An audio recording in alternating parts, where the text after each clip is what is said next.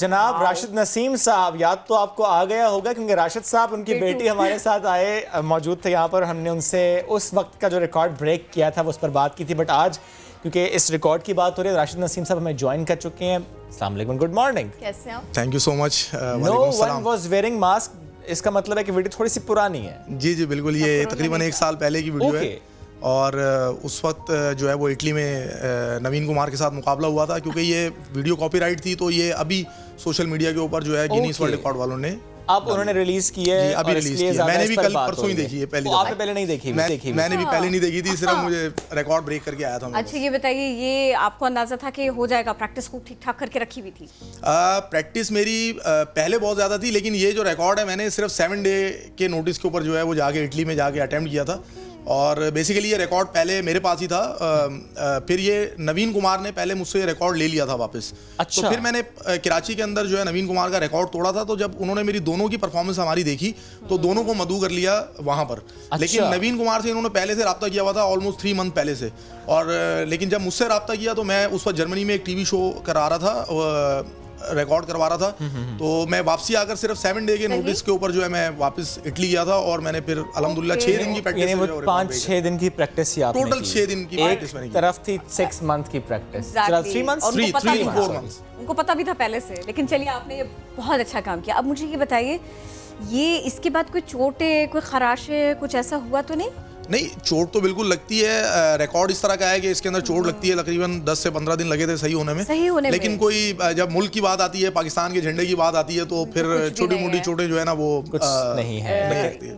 अब मुझे ये जरा सा आप बताएंगे कि अब जब कि ये लोगों को पता लग गया, एकदम बिल्कुल समझिए कि आग सी लग गई मीडिया पर कि कितना बड़ा एजाज फिर से अपने पास आपने ले लिया, ये मुझे बताइए अभी क्या फीलिंग है, और फिर ये भी बताइए कि अगला टास्क क्या, अगला क्या सोचा आपने? देखें, मैं 50 से ऊपर 61 गिनीज वर्ल्ड रिकॉर्ड इस वक्त होल्ड करता हूँ और मेरे टारगेट्स हैं आगे मज़ीद कि मैं अपनी कोई ज़बरदस्त किस्म की एकेडमी बनाऊँ और वहाँ पर बच्चे सीखें, ये मेरा टारगेट है। अभी भी एक एकेडमी चल रही है छोटी सी, लेकिन अब इसको बड़े लेवल पर करने का मूड है। और दूसरा ये है कि जो रिकॉर्ड्स हैं उसकी मैं सेंचुरी कंप्लीट करना चाहता हूँ और 61 मैं कर चुका हूँ और मेरी एकेडमी जो है वो 75 गिनीज वर्ल्ड रिकॉर्ड जो है वो बना चुकी है। और बस इस तरह के कुछ प्लान हैं इंशाल्लाह आपने कि भाई इतने बचे हैं मेरे पास और मैं इसे इतने टाइम में करूँगा। देखें, यहाँ पर पूरी प्लानिंग चाहिए बॉस। जी जी बिल्कुल। असल में कुछ फाइनेंशियल इश्यूज होते हैं मेरे साथ, तो इस वजह से वक्तन फ़वक्तन हम अपने हिसाब से देखते हैं, क्योंकि जितने भी रिकॉर्ड हैं वो आज तक मैंने बगैर स्पॉन्सर के और बगैर किसी सपोर्ट के ही बनाए हैं। और अगर सपोर्ट हो तो आप तो ये 1 साल में मैं 100 पूरा कर सकता हूँ। अगर सपोर्ट मिल जाए, स्पॉन्सर मिल जाए, थोड़ा सा ध्यान हो तो सिर्फ 1 साल लगेगा आपको 61 से 100 पे जाने में। जी जी बिल्कुल। मैंने अभी कोविड के अंदर जो है तकरीबन 16 रिकॉर्ड जो है रजिस्टर करवाए हैं सिर्फ 5 महीने के अंदर विदाउट एनी सपोर्ट। ये सिर्फ और सिर्फ आपके हैं, एकेडमी अलग है, वो जो बेटू आपकी कर रही है, बेटी जो आपकी कर रही है वो अलग है। जी बिल्कुल बिल्कुल। वो क्या कर रही है वैसे आजकल? वो मार्शल आर्ट करती है, पढ़ती है, अभी क्लास 3 के अंदर थी। नया टास्क कोई दिया हुआ है कि भाई काम करे, वो दे दिया है मैंने उनको टास्क। इंशाल्लाह ताला आपको नजर आएंगी मुस्तकबिल में वो रिकॉर्ड इंशाल्लाह। सर मुझे लेकिन ये बताएं, आपका भी फोकस ये है कि अच्छा वो जो भारतीय हरीफ है ना उसको हराना है, बेटी का भी यही फोकस हमने देखा था, ये सारा कुछ आपका उस तरफ ही है, इंडिया के जो एथलीट्स हैं, इंडिया के जो रिकॉर्ड होल्डर्स हैं उनको हराना है? देखें, वो ये होता है कि जब हम कोई इंडियन रिकॉर्ड देखते हैं या हमें नजर आता है तो हमारी पहली कोशिश ये होती है कि हम इंडियन रिकॉर्ड को ब्रेक करें। वैसे तो 61 जो हमने 75 जो रिकॉर्ड बनाए हैं उसके अंदर हर मुल्क के ही एथलीट शामिल हैं। बड़े बड़े जो तरक्की याफ्ता मुल्क हैं, मुझे लोग कहते हैं कि यार ये तो पाकिस्तानी सिर्फ ऐसा कर रहे हैं, लेकिन मैंने अमेरिकन को मुख्तलिफ रिकॉर्ड में हराया है, जर्मनी को हराया है, चाइना के एथलीट को हराया है, जापान के एथलीट को मैंने बीट किया है, मतलब दुनिया के फ्रांस के एथलीट को, इटालियन एथलीट को। ये जो नवीन को जिनको बीट किया आपने, इनसे आपका कांटेक्ट भी है, बात होती नहीं? जी नहीं, इनसे कांटेक्ट बिल्कुल भी नहीं है। अच्छा। इनको तो बल्कि मैं रिकॉर्ड के बाद जो है कुछ गिफ्ट हैम्पर्स भी देना चाह रहा था, क्योंकि हमारा ये पाकिस्तानी कल्चर है, पाकिस्तानी कल्चर है हमारा कि जब हम जाते हैं कहीं पर तो जब मैं किसी भी कंट्री में जाता हूँ तो मैं गिफ्ट लेके जाता हूँ यहाँ से, पाकिस्तानी कल्चर पेश करता हूँ वहाँ पे जाके। तो ये मिले ही नहीं मुझे, चले नहीं मिले। मैं आपको एक बात बताती हूँ ना, आप ये काम आसानी से कर सकते हैं। वो जो 3 महीने से जिनके साथ कांटेक्ट में थे ना, उनसे एड्रेस लीजिएगा और चाय की पत्ती भिजवा दीजिएगा, ये भी अच्छा है। Because RT is fantastic. Exactly. Records भी तो फैंटास्टिक है अपने। Yes. अच्छा, अब मुझे जरा ये बताइए कि ये तो हम करें, लेकिन इसके साथ साथ हम क्या इशारे कर रहे हैं? नहीं, ये हमारी देखें बातें हो रही हैं आंखों आंखों में, अगर आप इजाजत देंगी तो सवाल करूंगा। अच्छा चलिए ठीक है, फिर ठीक है, पहले आप पूछ लें। मैं सिर्फ किरण से पूछना था कि हमारी ना ऑफ एयर गुफ्तगू ये हो रही थी, मैंने इनसे पूछा कि अब कोविड के दिन भी हैं और अदरवाइज भी आप हर शख्स का फोकस होता है कि मैं ना लोगों को सिखाऊं और यूट्यूब के जरिए भी सिखाऊं या समटाइम्स अपनी वीडियोस यूट्यूब पे बनाऊं। मैं यूट्यूब से मुताल्लिक आपसे जो बात कर रहा था, मैं चाहूँ शेयर करें ज़रा नाजरीन से।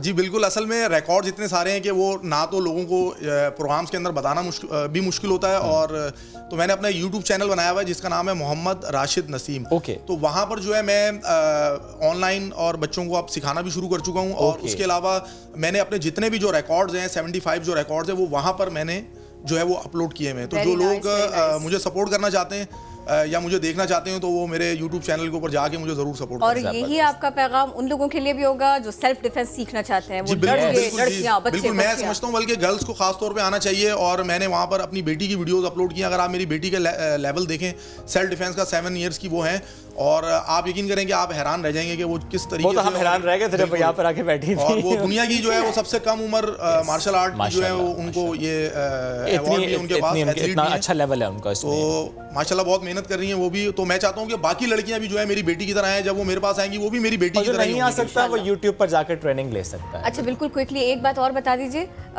ये जो चाइना, जापान, कोरिया, यहाँ के जो एथलीट्स हैं, यहाँ के जो मार्शल आर्टिस्ट हैं, हमारे लोगों की क्वालिटी ये होनी चाहिए कि उनको जाके कम्पीट करेंगे तो पड़ोस में तो हलवा है, उसको तो आराम से गिरा देते हैं। इसके ऊपर काम कर रहे हैं? बिल्कुल जी, मैंने आपसे अभी जिक्र किया था कि मैंने दुनिया के हर एथलीट के साथ जो भी गिनीज वर्ल्ड रिकॉर्ड में मौजूद था मैंने मुकाबला किया। वो किसी भी क्वालिटी के मार्शल आर्ट्स के ऊपर मैं भारी आपको आएगा। चाइना का मिसाल दे देता हूँ, चाइना देखें दुनिया के अंदर बहुत ज्यादा आगे है मार्शल आर्ट के अंदर। मैंने ननचकू का अभी रिसेंटली जो है मैंने चाइना के एथलीट के साथ जो है वो वर्ल्ड रिकॉर्ड उसको मैंने बीट किया है। अभी उसने, आपने देखा होगा एक बॉटल कैप चैलेंज चल रहा था बहुत ज्यादा, तो उसने 10 बॉटल्स जो है वो ननचकू की मदद से 40 सेकंड के अंदर खोली थी, 37 सेकंड के अंदर। मैंने उसका रिकॉर्ड ब्रेक किया है, और सिर्फ 17 सेकंड के अंदर मैंने ननचकू के साथ जो है वो एथलीट को जो है जबरदस्त। तो अल्हम्दुलिल्लाह लेवल पे उसी पे ही काम कर रहे हैं। बस आगे जो है वो अल्लाह ताला की मर्जी है, जितना हमें अल्लाह ताला की सपोर्ट है सर। बेशक सर, बहुत शुक्रिया, साथ मौजूद था, बड़ा अच्छा लगा आपसे एक बार फिर आज मुलाकात।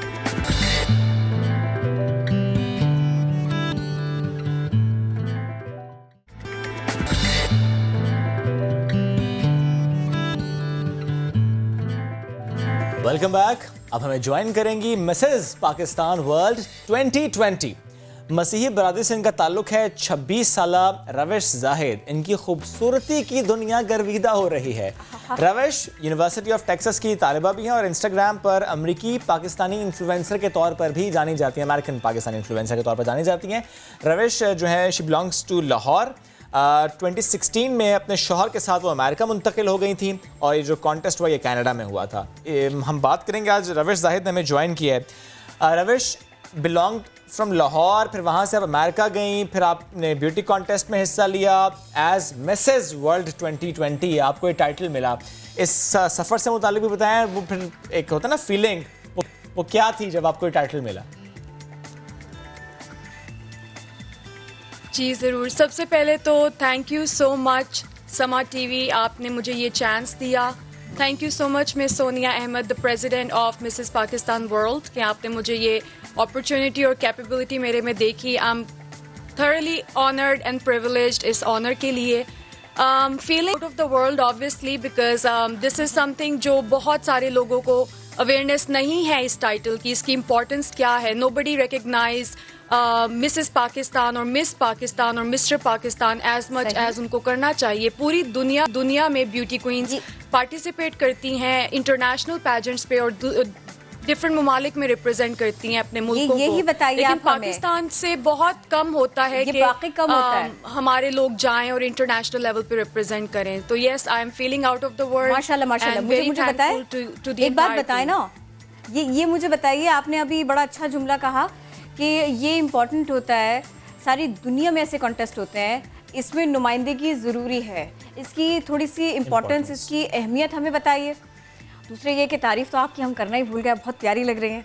इम्पोर्टेंस बताइए प्लीज़ ज़रूर। Thank you. जी, इम्पोर्टेंस इसकी ये है कि फ़र्स्ट ऑफ ऑल जैसे कि आपको पता है कि इंटरनेशनल पैजेंट्स और इंटरनेशनल कॉन्फ्रेंसेस में जाने के लिए आपके पास एक आइडेंटिटी होनी चाहिए। कोई भी आम बंदा उठ के इन इंटरनेशनल कॉन्फ्रेंसेस में या पैजेंट्स में उठ के नहीं जा सकता, तो उसके लिए अनटिल और अनलेस आपके पास कोई टाइटल नहीं है, आपकी कोई सुनेगा नहीं। तो basically having a title means कि आप लोगों को अट्रैक्ट कर रहे हैं कि वो आपकी बात सुने। जब वो आपकी बात सुनेंगे तो इसमें आप अपने मुल्क पाकिस्तान के बारे में बहुत सी बातें कर सकते हैं, उनको रिप्रेजेंट कर सकते हैं, पाकिस्तान की सॉफ्टवेयर साइड दिखा सकते हैं, जो कि बाकी कंट्रीज में शायद लोगों को नहीं पता कि पाकिस्तान भी एक बहुत खूबसूरत मुल्क है। यहाँ पे लोग हैं जो बाकी ममालिक की तरह लिबरल हैं, हमारी औरतों के पास भी इक्वल हकूक है। मैं काम करना चाहती हूँ इक्वालिटी पे, it can be gender equality, it can be majority minority equality. तो वो चीज़ मैं तभी कर सकती हूँ जब मेरे पास टाइटल होगा और लोग मेरी सुनेंगे। वाह वाह वाह। और इस सब में चूंकि देखिए कोरोना वायरस भी है और आपने प्लेकार्ड्स भी उठाए हैं और पूरी आपकी वीडियो हमारे सामने, मुझे थोड़ा सा बताएंगे आप पाकिस्तान में कोरोना से लड़ना, इसके लिए एसओपीज बन गए, उनको लोगों को बताना पड़ा, थोड़ा समझाना पड़ा। कहीं कहीं आपने भी अपना रोल प्ले किया मिसेस पाकिस्तान होते हुए? यस ऑफ कोर्स, आपने देखी होगी मेरी एक वीडियो बहुत वायरल है, आई थिंक आप स्क्रीन पे भी प्ले कर रहे हैं। सिल्वर ड्रेस में मैंने फ्लैश कार्ड्स पकड़े हुए हैं। That is all about Covid. जब कोविड नया स्टार्ट हुआ था तो आई डिड माई रोल, जिसमें मैंने लोगों को अवेयरनेस दी थी कि इसके कोविड किस तरह होता है, इसको आप प्रिवेंट कैसे कर सकते हैं और आगे बढ़ने से कैसे रोक सकते हैं। अगर हो भी जाता है तो इसमें हम लोगों को क्या करना है, जिसमें सोशल डिस्टेंसिंग है और क्वारंटीन है और इस तरह की छोटी मेजर एसओपीज है जिनको हमें फॉलो करना है। और अब मुझे ज़रा ये बताइए कि इंटरनेशनल लेवल पर लोगों के साथ में मिलना, उनसे बात करना, लाइव आना, इस सब में ऐसे कौन से प्रॉब्लम्स हैं कि जिसमें आपको लगता है कि मुझे पाकिस्तान का बेहतर चेहरा भी दिखाना है और पाकिस्तान का ना केस भी प्लीड करना है, मुकदमा भी लड़ना है, कुछ ऐसा भी बताइए हमें।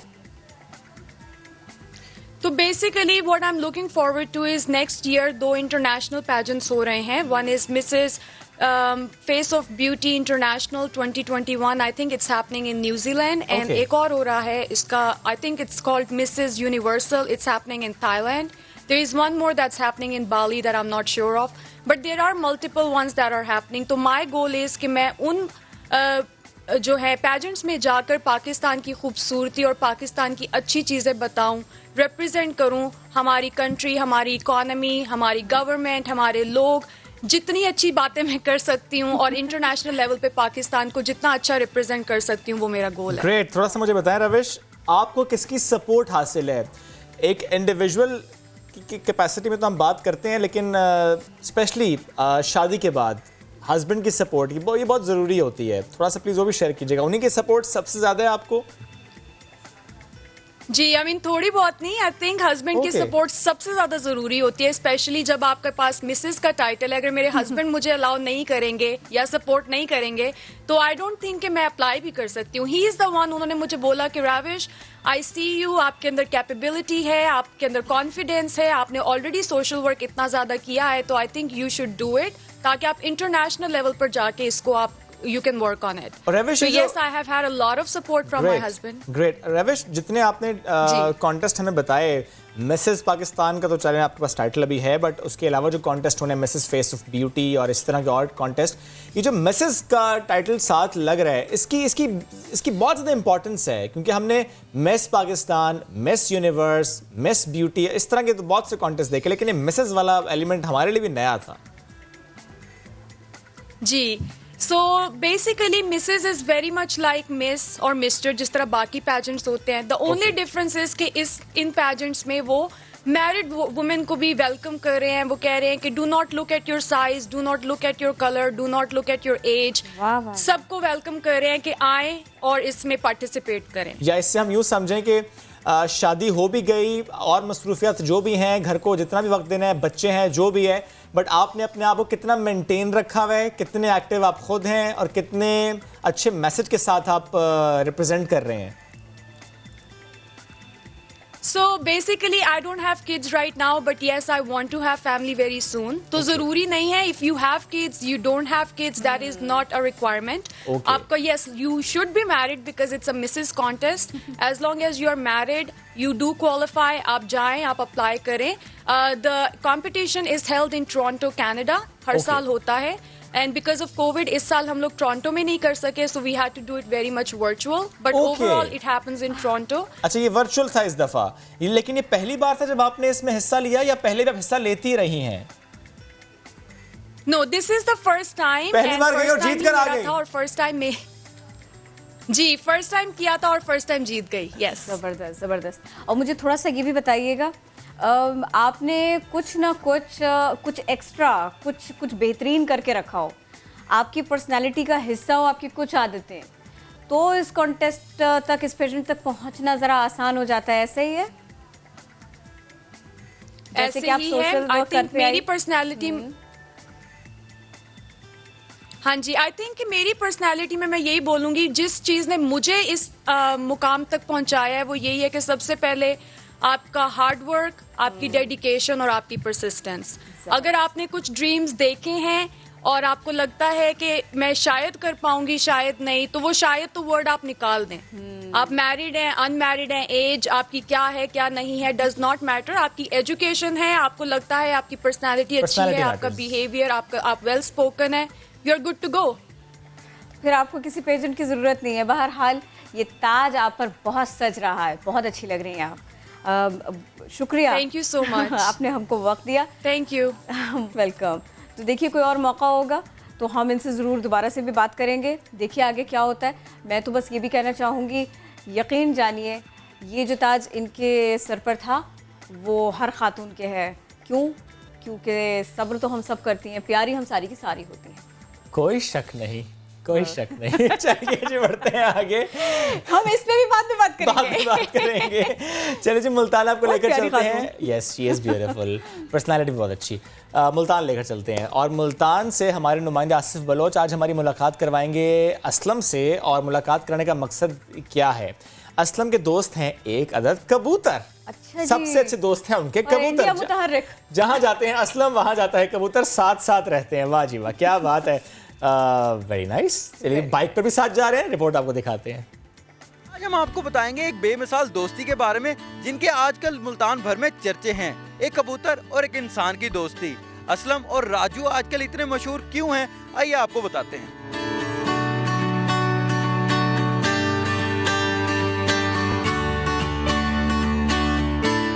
मुझे दोस्ती में कोई वफा नहीं मिली मुझे, तो मैंने एक बच्चा उठा लिया कबूतर के बच्चे का। तो छोटा बच्चा पाला है मैंने, इससे मैंने दोस्ती लगाई है, मोहब्बत की है, इससे मुझे बहुत वफा मिली है। और इसको जो खाता हूँ मैं, इसे भी खिलाता हूँ।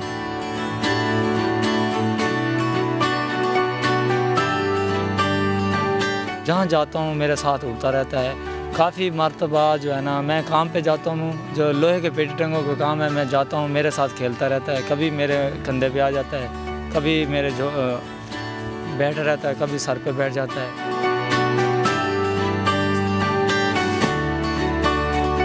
सारे ये मेरे जान से ज़्यादा प्यारा है मुझे। कोई इसको अनमोल कीमत है, चाहे मुझे वो 10 लाख भी देना, मैं इसको नहीं दूँगा। चाहे जितना मर्ज़ी पैसा दे देना। अभी मैं उड़ा रहा होता हूँ, अभी मुझे आदमी मिल जाते हैं और काफ़ी लोग मिल जाते हैं और रोक लेते हैं। वो कह रहे हैं बेचना है, मैंने कहा नहीं।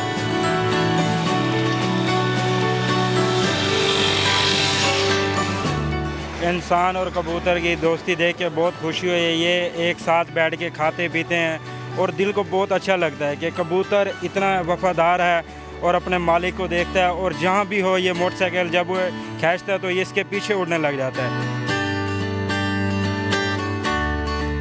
असलम और इसके कबूतर राजू ने ये साबित किया कि दोस्ती किसी भी ज़बान की मोहताज नहीं होती। कैमरामैन अकमल खोकर के साथ आसिफ बलोच, समा, Multan.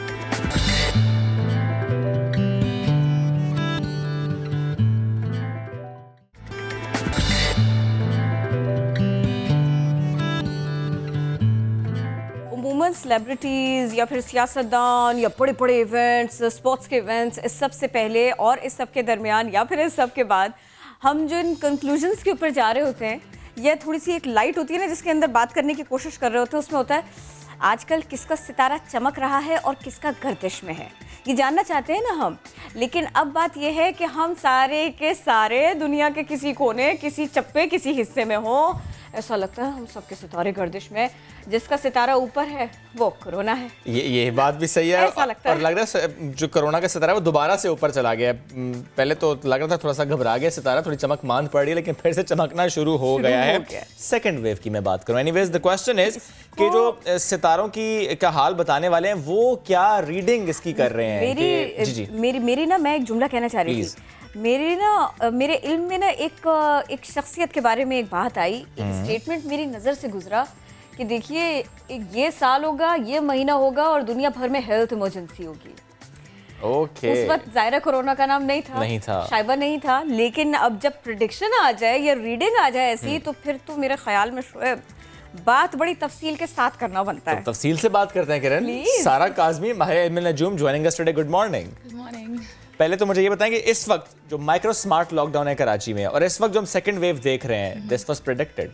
Yes, I did predicted. वैसे तो कोरोना मैंने दिसंबर में ही किया था कि health emergency all over Pakistan हो सकती है, तो प्रिकॉशंस लेना चाहिए गवर्नमेंट को। सेकेंड वेव की बात करें तो मैंने जुलाई में जब मैं अपने ऑफिशियल पेज पे बात करती थी तो मैंने ये बोला था ये तकल्लुफ़न इन्होंने अब जाके किया है, they should have done it before. जैसे अगस्त में पहले तो ख़त्म नहीं करना चाहिए था, क्योंकि अगस्त में था कि it will come back and it will be there for a very long time unfortunately, क्योंकि कुछ ट्रांसिट्स ऐसे होते हैं जो इंडिकेट करते हैं, हमें पैटर्न्स होते हैं। हम एस्ट्रोलॉजर्स का काम यही होता है कि वो जो पॉसिबिलिटीज़, जो पैटर्न्स बनते हैं उसकी तरह थ्रू गाइड करें। तो एक प्लैनेट होता है सैटर्न, विच इज़ लाइक वो एक ट्रांसिट एक 10th हाउस में आया है जो बहुत सारे गवर्नमेंट को भी रिस्ट्रिक्शंस देगा, लोगों को भी रिस्ट्रिक्शंस देगा, and it's also looking to the 6th house which is also represents हमारी चाह रही थी कि हेल्थ। ये तो हो सकता है, ये तो हमने देखा था कि भाई किसी को अपने बारे में पूछना हो कि मैं क्या क्या किस तरफ को हूँ, किस रुख को हूँ, तो वो अपने सितारों की चाल को जो है ना वो पढ़ ले या पढ़वा ले। आपने कोरोना के बारे में कैसे किया था ना, और अभी कैसे कर रहे हैं? अच्छा, ये थोड़ा सा एक्सप्लेन करें, क्योंकि मुझे बिल्कुल नहीं समझ में आया ये सब कुछ। श्योर। देखिए, दो किस्म की एस्ट्रोलॉजी होती है, एक इंडिविजुअल जो होती है जो आपके पर्सनल चार्ट्स होते हैं, then there is a mundane astrology जो कंट्रीज़ के लिए होते हैं, कॉन्टिनेंट्स के लिए होते हैं। तो अब मैं हर कंट्री को तो नहीं पढ़ती, बट ऑफकोर्स जो मेन कंट्रीज़ हैं, of course Pakistan, America and other countries, neighbouring countries, उनको रीड करना होता है चीज़ें। तो पॉसिबिलिटीज़ होती हैं कि ये पैटर्न रिपीट होते हैं। मतलब जैसे इंडिविजुअल्स के बारे में थोड़ा सा ऑब्जर्व किया जा सकता है, इसी तरह किसी शहर, किसी मुल्क के हालात को देखते हुए भी जांचा जा सकता है। इसलिए कि सबका एक टाइम होता है। जैसे 14 अगस्त को साइन अप जब हुआ था, जब आज़ादी हुई थी, तो टाइम एक स्पेसिफिक मिलता है, 1947, 14 अगस्त, the time, and timing is very important in astrology. तो जब हम ये पढ़ते हैं तो ये पैटर्न्स ऑलरेडी आ चुके हैं। अब जैसे आप फेमिलियर होंगे, 100 ईयर्स बैक भी ये चीज़ें आई थी, ऐसे ही वायरसेस आए थे, स्पेनिश एंड एवरीथिंग। तो बीच में 19 जब दूसरे प्रेसिडेंट की असैसिनेशंस भी हुई थी, ये भी सारी चीज़ें बन रही थी। तो मैंने 3-4 चीज़ें बोली थी कि ये पॉलिटिकली काफ़ी वियर्ड साल होगा, 2020 वोंट बी समथिंग कि वो उसको चेरिश कर सकेंगे लोग। ये मैंने उस वक्त बोला था कि it will be a tough, क्योंकि it adds up to number 4 में ऑब्स्टिकल्स आती हैं, हर्डल्स आती काम करने के, एंड यू सी कि कितनी हर्डल्स आई हैं। और ये जो सिकनेस की बात हुई है जो मैंने बताई, it will go on unfortunately.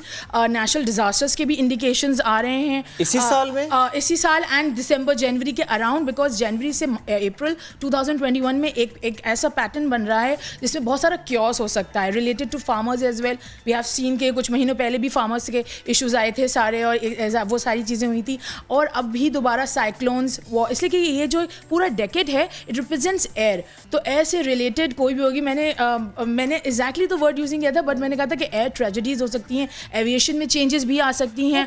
ये सारी चीज़ें जो आपने देखा मई के दौरान अनफॉर्चुनेटली जो क्रैश हुआ था, देन उसके अराउंड ही एविएशन में भी चेंजेस आ रही थी। तो things will be going on a lot, and specially ये कोरोना से लेके you have to wait till 2022 के मई तक अनफॉर्चुनेटली। मतलब मैं तो ऑन एंड ऑफ थी कि वैक्सीन आने ही वाली है। Vaccine will be there around March and April और 2021 के इसके दौरान, बट अगेन जो ख़त्म होने में पूरा एक टाइम, एक सेटल ख़त्म तो नहीं होगा, वायरसेस लाइक वो सेटल डाउन हो जाते हैं, हमारे इम्यून सिस्टम को हम लोग उसके हो जाते हैं।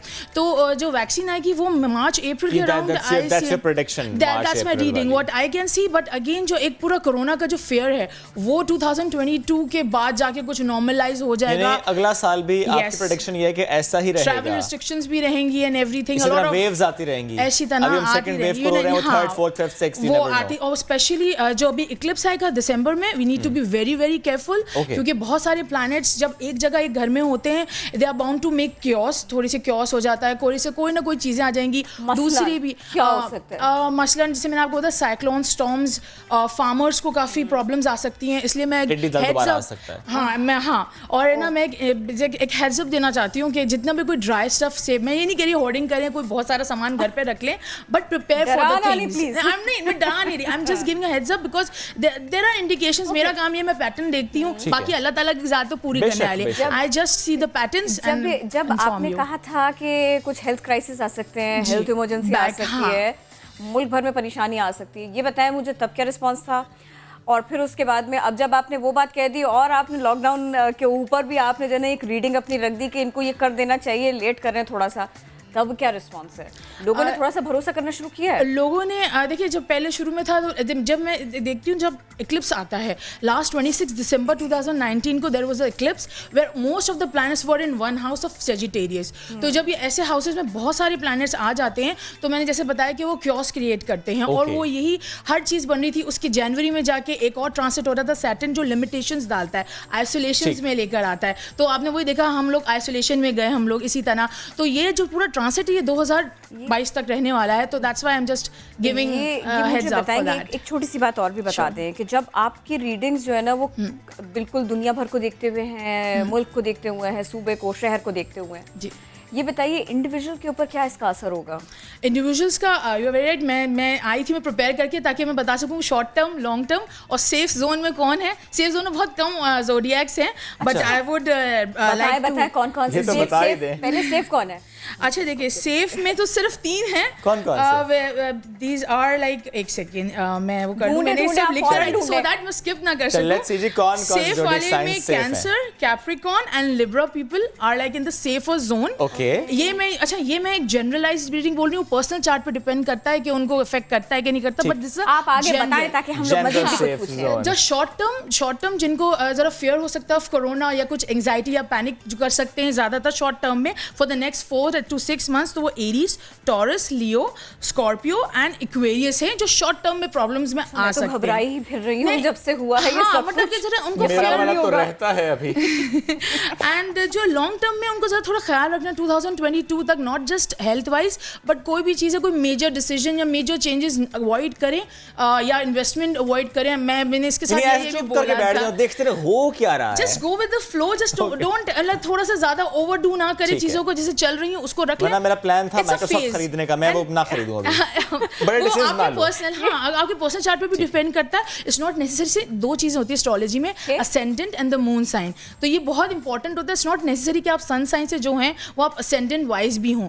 Ascendant and moon sign is like ascendant how people see you around, moon is something you are from inside, your emotions, your moods and everything. तो ये सारी चीजें इंडिविजुअल पे डिपेंड करती है। आपने बड़ा कंफ्यूजिंग बात बता दी, क्योंकि मेरे सारे के सारे जो अतराफ में लोग हैं वो मानते नहीं कि मैं स्कॉर्पियो हूं, और उसके अलावा ये कि मुझे अंदर से भी समझ में नहीं आता। हाँ, it might be true, must be some other zodiacs, क्योंकि 12 ज़ोडिएक्स होते हैं। आप दिन में 12 जायचे 12 बर्थ चार्ट्स बन सकते हैं। तो आई डोंट नो कि आप किस time exactly, it's like a very typical and vast subject astrology.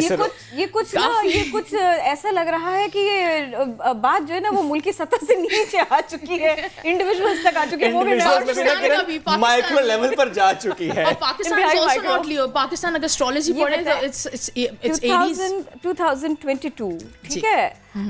ये कुछ ऐसा फेज है, और ये तो हम दिसंबर से देख रहे हैं, लोगों में चिड़चिड़ापन बढ़ा है, स्ट्रेस बढ़ा है, थोड़ी छोटी छोटी सी बातों के ऊपर गुस्सा आने लगा है। जिसको मैं छोटी छोटी सी बात कह रही हूँ, जाहिर है गुस्सा आता है, कोई ना कोई रीजन होता है। तो अब आप ज़रा मुझे एक आम पाकिस्तानी को इस वक्त करना क्या चाहिए, उस पाकिस्तानी को जिसके जो क्राइसिस में है, जिसके पास करने को कुछ भी नहीं है, और वो पाकिस्तानी जो बड़े प्रेशर्स के साथ में घर से निकल रहा है, काम कर रहा है और वापस आ रहा है। गुस्सा इस वक्त किसी के लिए भी अच्छा नहीं है, मायूसी किसी के लिए भी अच्छी नहीं है। और क्या ऐसा है कि इस वक्त वाकई ये माहौल है, एक इसी तरह की फीलिंग है, ऑलमोस्ट हर ज़ोडिएक की और उसके हामिल अफराद की? जी, बड़ी मुश्किल से याद करके ऑल बोलिए। एक्सेप्ट 3, ऑलमोस्ट ऑल के कहते हैं कि ये 3 जो मैंने बताए थे सेफर जोन में, वो है क्योंकि वो ऑलरेडी प्रीवियस ईयर से गुजर चुके हैं चीज़ों से।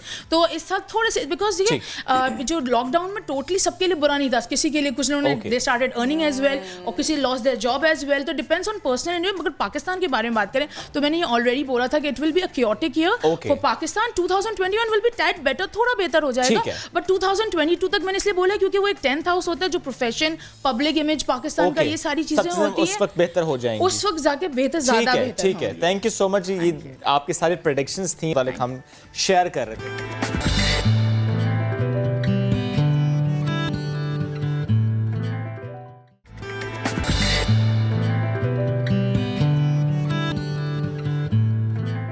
आइसलैंड सयाहत का बेहतरीन मकाम है और उसकी बदौलत कोरोना लॉकडाउन में बंद अफराद अपना गुस्सा निकालने के लिए अपनी चीख उसकी वेबसाइट पर रिकॉर्ड करा सकते हैं।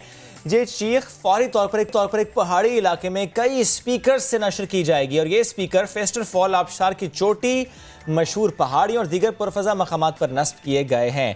आप अपनी चीख के लिए किसी भी मकाम का तयन खुद कर सकते हैं। क्या बात है ना, इससे थोड़ा एंग्जाइटी कम होगी, गुस्सा उतर जाएगा। वैसे ये मकाम इतना अच्छा और उसको एक्सपीरियंस करने की क्या ही बात है, गुस्सा ना भी आए तो भी आपका जी चाहे कि आप आवाज़ तो बुलंद करें, सुने तो सही।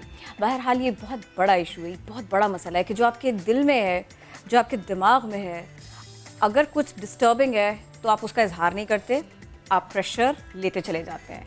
प्रेशर नहीं लेना, हम अक्सर ये लफ्ज़ अपने करीबी लोगों में, अपने ऑफिस में सुनते ही रहते हैं ना। अफसरान मातहत को ऐसा सिखाते हैं, बताते हैं, लेकिन फिर भी हमारे आसपास लोग और हम भी प्रेशर में आते हैं। नौकरी पेशा अफराद की अगर हम बात करें तो काम ज़्यादा है, वक्त कम है, इसीलिए वो टेंशन का, तनाव का शिकार दिखाई देते हैं। दफ्तर में काम का दबाव बढ़ता चला जा रहा है और ये सब कुछ अपने साथ में क्या ख्याल आ रहा है? चिड़चिड़ापन, बात बात पर गुस्सा, ऐसे फीलिंग्स आ जाना, मूड ऑफ हो जाना, ये सब कुछ हमारे आसपास के लोगों को ऐसा लगने लग जाता है कि ये शायद हैं ही ऐसे, ये शायद इनकी आदत है।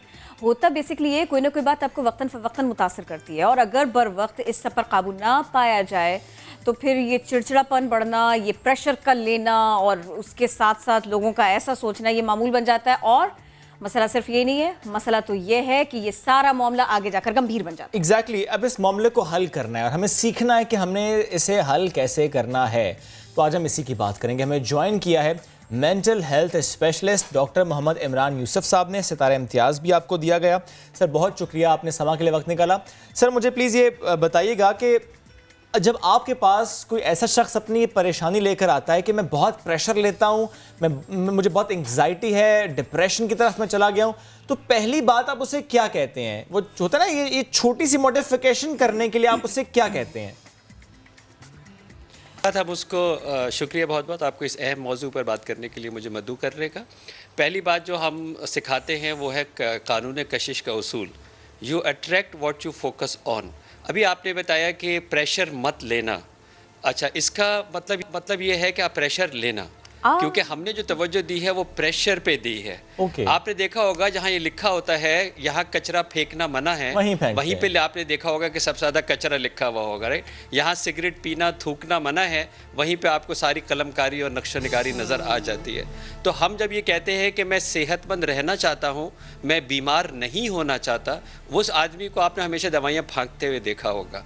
मैं फ़ेल होना नहीं चाहता, मैं पास होना चाहता हूँ, उस बच्चे को आपने हमेशा एग्ज़ाम एंग्जाइटी का शिकार देखा होगा।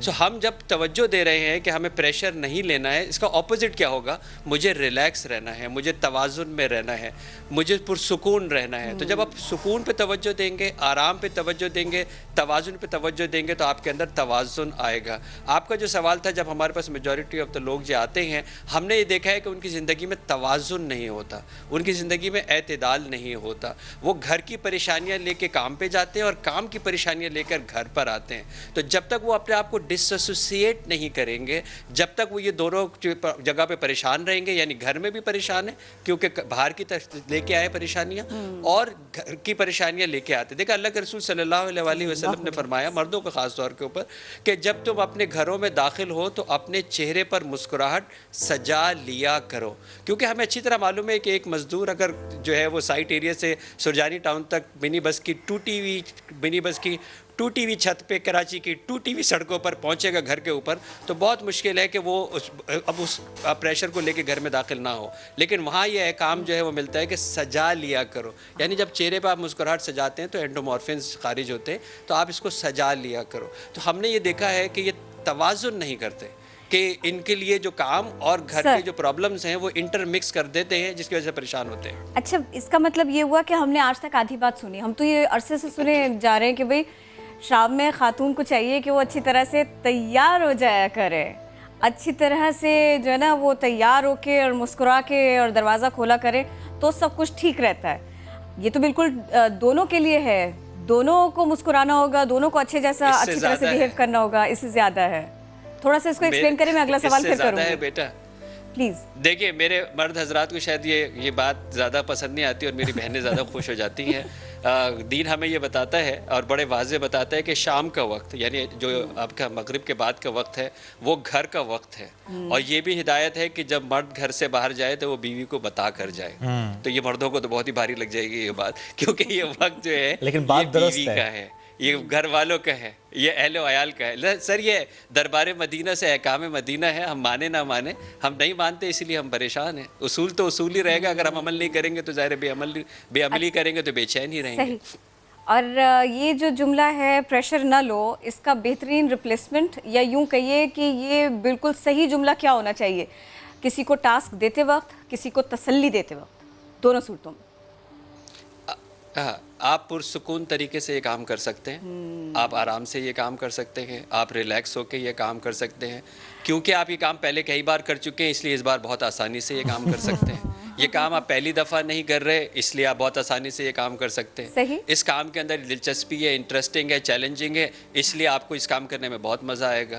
अब ये सारा पर्सपेक्टिव ही चेंज हो जाएगा उस काम की तरफ, क्योंकि जब कहते हैं ना, जब आप कहते हैं कि नौकरी की तो नखरा की, काम तो करना है जी, रो पीट के करें, मैं यही पूछने वाली थी, रो पीट के करें या अच्छी स्टेट में करें, काम तो आपने करना है ना। Sir, I was about to ask कि अब ये तो आ गई ना एक बात, दूसरी स्टेट में आपके सामने रखती हूँ।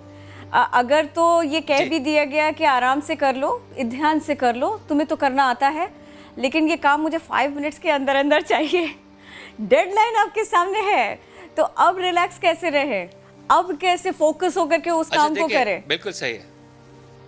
इंसान अपने आप को सरप्राइज करता है, हमेशा हैरत ज़दा करता है अपनी जगह। पहले कहते थे कि जी इससे ज़्यादा तेज़ दौड़ेगा तो मसल फट जाएगा, अभी कार से ज़्यादा तेज़ दौड़ने पे लग गया है।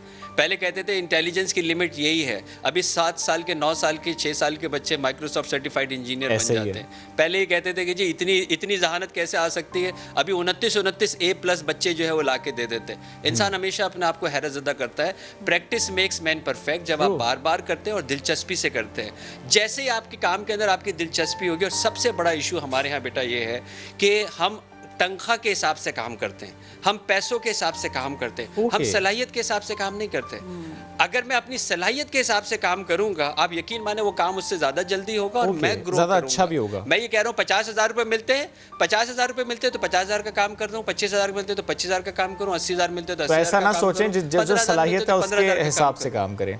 सर, लेकिन मुझे ये भी बताइएगा, सलाहियतें इस्तेमाल करने से इस्तेमाल करेंगे तो हम खुद ग्रो करेंगे, हम खुद एक्सेल करेंगे।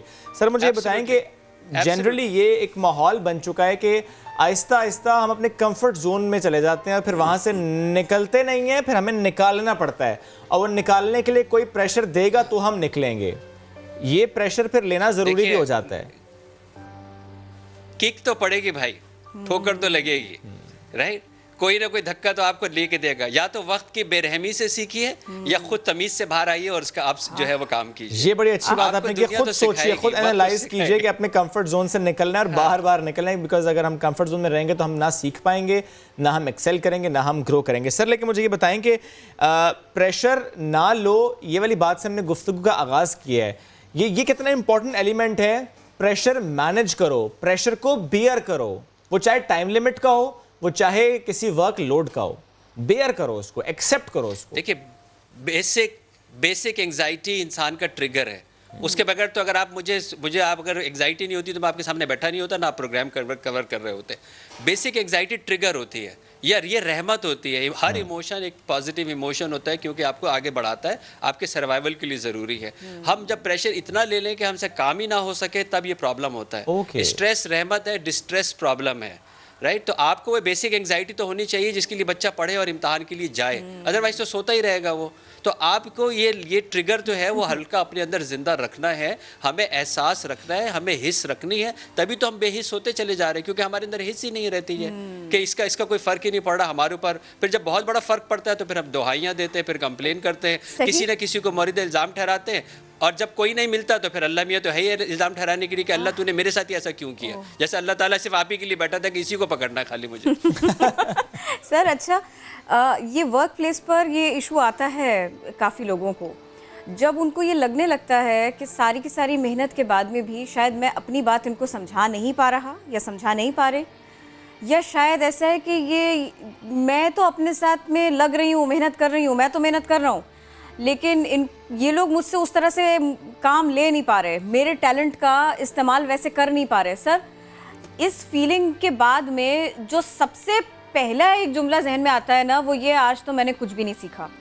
मेरे ख्याल से ये मज़ीद प्रॉब्लम की तरफ लेके जाता है। अब मुझे बताइए कि वर्क प्लेस पर ये वाली सिचुएशन बन जाए अगर, तो फिर कोई कहाँ जाए, फिर क्या करे? अगर मैं तवक्कात रख रहा हूँ बंदों से तो फिर मुझे मायूसी के लिए की भी तवक्का रखनी चाहिए। अगर मैं तवक्का रख रहा हूँ अपने आप से और रब से तो फिर मुझे मायूस नहीं होना चाहिए। मुझे कोई हरज नहीं है कि आज मैं अपनी ताली अपने लिए खुद बजाऊँ। दुनिया की बड़ी तालियाँ बजाते हैं, अपने लिए कोई तालियाँ नहीं बजाते। मैं हकीर, पुरतकसीर, फ़कीर, ये हमारे दीन नहीं कहता अपने आप को लेट डाउन करने के लिए, वो एक हाई सेल्फ इमेज कहता है अपने लिए। अपने ग्रो करने के लिए और अपने रब को राज़ी करने के लिए जब आप काम करें, बंदा मेरी तारीफ़ करे या ना करे, मैं अपने आप को ग्रो कर रहा हूँ। एक बात। दूसरी बात, ये कम्युनिकेशन का एक मेजर प्रॉब्लम है। अपनी सुनाना चाहता हूँ। देखिए, मैं अगर आपको ये कहूँ आप दोनों माशाल्लाह इतना अच्छा लग रहा है, इतना अच्छा प्रोग्राम कर रहे हैं, इतनी अच्छी अहमियत से जो है वो को उजागर कर रहे हैं, सुबह सुबह आप आते हैं, सलाम है इस चैलेंज के ऊपर, समा टीवी के ऊपर इतने मुश्किल हालात में भी आप लोग काम कर रहे हैं। आप अगर थोड़ी सी अगर आप नरमी इख्तियार करें उन लोगों के लिए जो आपको सुन रहे हैं और उनको बोलने दें तो ये बहुत अच्छा होगा। आपको मेरी बात बुरी नहीं लगेगी क्योंकि पहले मैंने आपकी 4 तारीफ़ें की हैं। पहले मैंने आपको एक्नॉलेज किया है, पहले मैंने आपको अप्रिशिएट किया है, फिर मैंने अपनी एक छोटी सी बात कही है, तो आपको ये बात बहुत आसानी से चली जाएगी। सर, जो नौकरी करते हैं ना उसके अल्टीमेटली पीछे एक सेट होता है। मैं 20 साल अमेरिका के अंदर रहा हूँ। अल्टीमेटली बड़ी से बड़ी ऑर्गेनाइजेशन के पीछे एक सेट होता है। सेट एक मेंटालिटी है, सेट एक शख्सियत का नाम नहीं है। उसको क्या सुनना पसंद है वहाँ से बात शुरू करें, उसको क्या फ़ायदा होगा वहाँ से बात करना शुरू करें। मैं तो इतना सरप्राइज़ होता हूँ, मेरे पास एम्प्लॉयमेंट के लिए बंदे आते हैं, मैं इंटरव्यू ले रहा हूँ, वो कहते हैं सर मेरा पैकेज क्या होगा, मेरे बोनस क्या होगा, मेरा लीव एनकैशमेंट क्या होगा। भाई अभी तक तूने मेरे फ़ायदे की तो कोई बात ही नहीं की है। मैंने अपनी कंपनी में इसलिए तुझे थोड़ी रखा है कि मैं तेरे लीव एनकैशमेंट और तेरी पहले बताएं कि आप उस कंपनी को क्या दे सकते हैं, आपका इनपुट क्या होगा, तेरे बच्चों की मैटरनिटी, राइट? अभी पहले मेरे फायदे की बात करो। बिल्कुल ठीक है, आपने बड़ा अच्छा की बात करो, मेरी कंपनी के फायदे की बात करो, फिर आप कहोगे ना बेटा मैं आपको बताऊं, चाहे मुश्किल से मुश्किल हालात हो, बड़ी ले ऑफ्स हो रही हैं, कंपनियां बंद हो रही हैं, आप अगर कंपनी की जरूरत है तो अपनी टर्म्स डिक्टेट कर सकते हैं। बिल्कुल ये जब होगा जब आपके अंदर काबिलियत होगी और आप उस काबिलियत को, सलाहियत को इस्तेमाल भी करेंगे। बिल्कुल सही। बहुत शुक्रिया डॉक्टर इमरान, साथ मौजूद थे आप। और स्ट्रेस, एंग्जाइटी, प्रेशर, ये कब आपने इसको कैसे मैनेज करना सीखना है, इस पर आज हम बात कर रहे थे। स्पेशली ये कि कितना स्ट्रेस आपके लिए रहमत है, कितना स्ट्रेस ऐसा है जो कि आपके लिए पॉजिटिव है कि लेंगे तो फिर हम एक्सेल करेंगे, ग्रो करेंगे।